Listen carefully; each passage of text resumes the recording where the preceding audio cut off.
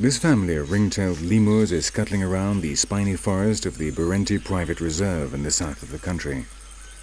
No other lemur spend so much time on the ground as the ring-tailed ones, probably due to the aridity and precariousness of the habitat in which they live.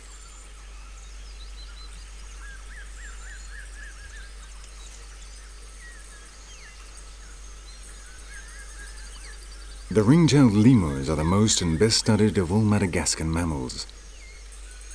The naturalists that began to observe their behavior at the start of the 1960s discovered that they were the most easily observable species because they are diurnal and spend more time on the ground than any other lemur.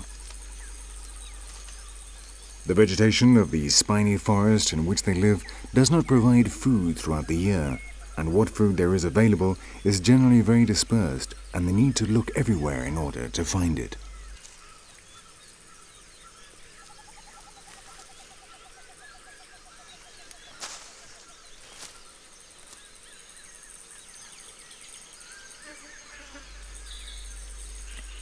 Like the spiny forest in which the ring-tailed lemurs live, the different ecosystems of Madagascar played a considerable part in the diversification of all the animals of the island. Its geographic position and the rock formation which divides it created very different climatic regions.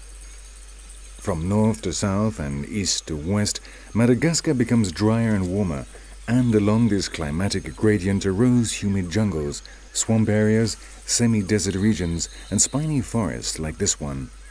And in all of them, evolution gradually created unique creatures which would not appear anywhere else in the world.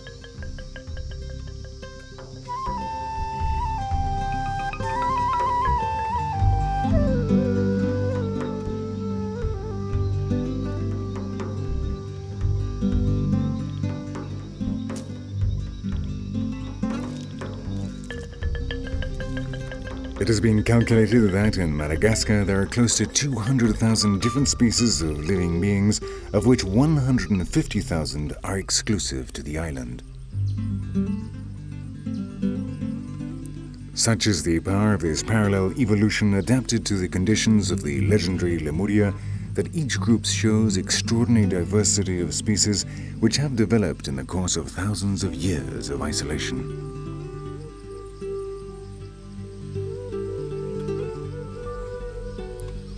Of the 135 species of chameleons that exist in the world, over half live exclusively in Madagascar.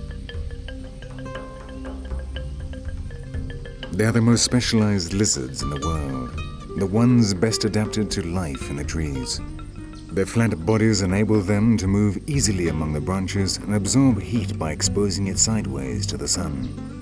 Their prehensile tails help stabilize them on their risky movements among the treetops, and the fingers of their hands are fused together in two opposable groups by means of which they cling to the trunks and so climb with total security.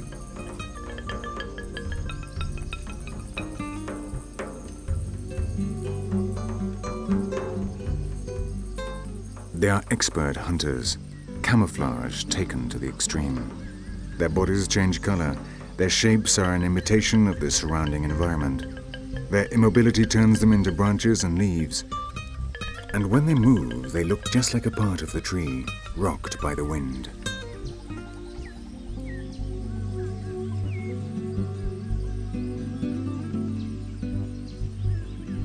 Almost all the characteristics of their lizard bodies have been modified in order to better adapt to the environment in which they live.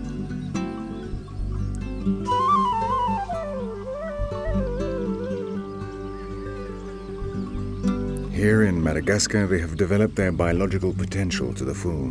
All the possibilities that the surroundings and genetics have been able to combine.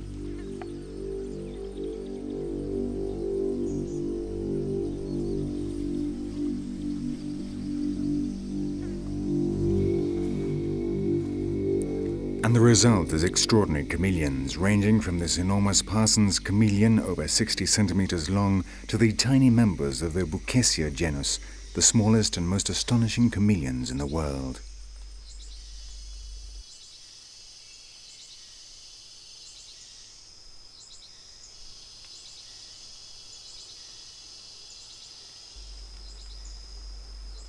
The Brucessia are quite unlike any other chameleons, and not just in terms of size.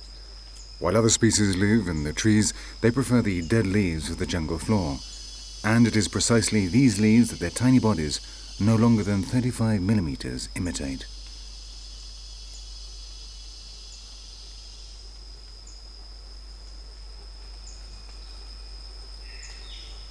While the rest of the chameleons compete for the trees of the jungle, the Brucessia have an entire world for themselves. They have had to pay a high price for this achievement.